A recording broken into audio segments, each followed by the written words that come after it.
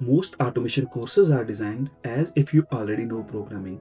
But what if you are starting from absolute zero? What if you want to become a QA automation engineer without any prior coding experience? That's exactly what this course is for.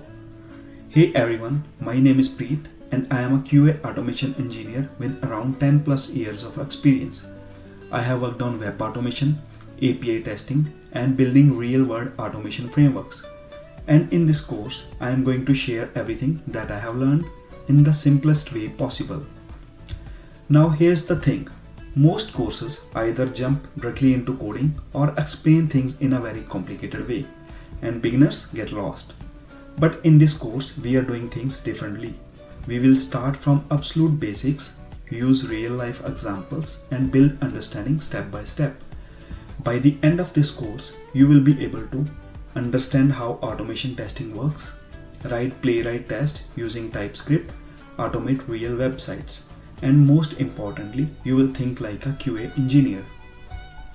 And yes, even if you have never written a single line of code before, you can still follow this course.